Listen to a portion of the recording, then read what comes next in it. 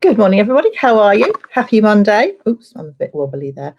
My name's Sam Blake, as you know, and I thought this week I would do some readings from the dark room, just to give everybody a little bit of a flavour who perhaps hasn't had a chance to dip in yet. We've had a fantastic week, an amazing week last week. It was just phenomenal. There's an amazing blog tour, the Random Things blog tour from Anne Cater, and amazing bloggers have been reading the book and blogging about it and doing reviews, and it's just been incredible. It's so wonderful to get that feedback from readers. Reviews, I know authors are always saying this, but reviews are so important, not just to make us feel good, because that's always a bonus, but to help the book on Amazon and get the book out and Goodreads obviously as well, to make sure that the people who have no idea who we are actually get to see it, because that's the tricky bit, particularly at this time when the bookshops are closed. Getting the book to new readers is always difficult.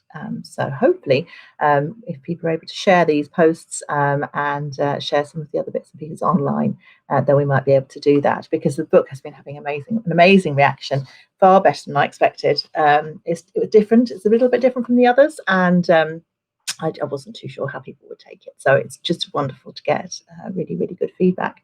So now I've only got 6 minutes at this lunchtime slot. I'm going to try and do it at 1 o'clock every day this week. And for she who hasn't actually checked her diary, so hopefully there's nothing that's going to clash.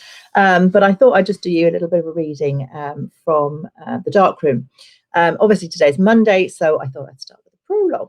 And just give you a little bit of a flavour of the start of the book. So basically, the dark room, for those of you who don't know, who have missed the incessant posts and the maddening social media, is there you go, the cover, is about two women called Rachel and Caroline who wind up in a hotel called Hare's Landing.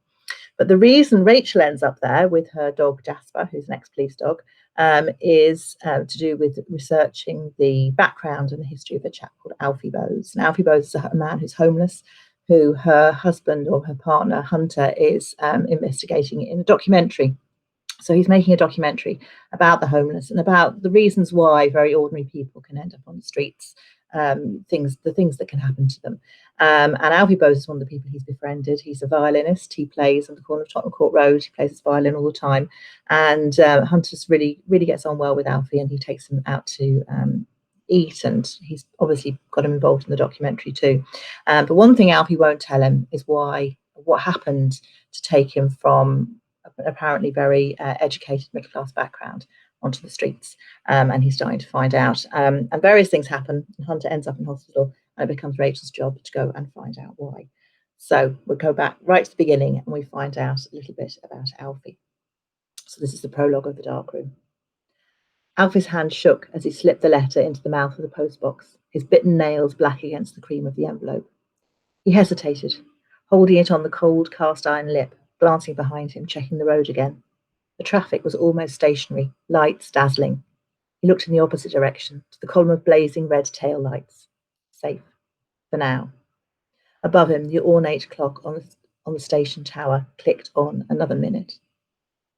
The letter was thick, his spidery handwriting spread over many more sheets than he'd expected. Once he'd made up his mind and he'd begun, the whole story had come out with detail he thought he'd forgotten. The smell of the car, the heat of the sun as they'd driven down from Dublin, the laughter. The roads had been so bad, winding and narrow, the tarmac potholed and loose. And no signposts. He didn't know how tourists found their way around the country at all. It was important to get the story right. Exactly right. This could be his only chance. Things would spiral as soon as it was received, and everything would change. He'd ended up writing the last page in cramped letters, the ink beginning to fade as he squeezed his initials into the corner. A.B. Alfie Bowes. It wasn't his name, but that's what they called him on the streets, and it had become part of him, like the violin he was named after, held firmly now under his arm. Still holding the letter poised to drop, he lifted his other hand, the carrier bag handle looped securely around his wrist, and shook back the tattered sleeve of his tweed overcoat. He looked at the illuminated dial of his watch at the minutes flicking past. He didn't know when the letter would arrive. Frank at the hostel had only had a second-class stamp, and he'd missed the post today, but it would get there eventually. And when it did, they'd know the whole story. They'd know what had happened. So that letter, obviously, is very significant. That's the prologue. and we're waiting for the letter to arrive as the book unravels.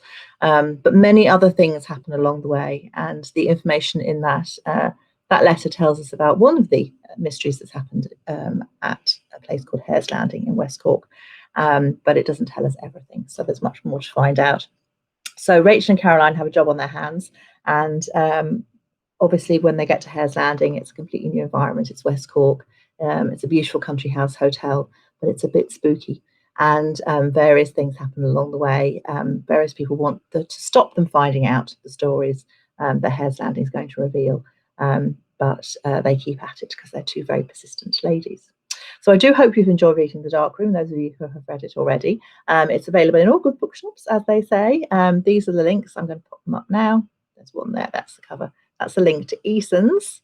And this is the link to my website, where you can pick up the audio version is actually not out until the 21st now, but there's the Kindle is on there. It's only £2.58 if you're buying it in Ireland, and the various other formats at all different locations. So there's Eason's and Bray and independent bookshops in the UK, the whole lot. So thank you very much for joining me for 6 minutes. I've run slightly over, so I'm going to leave you now and hopefully see you tomorrow. Take care. Bye-bye.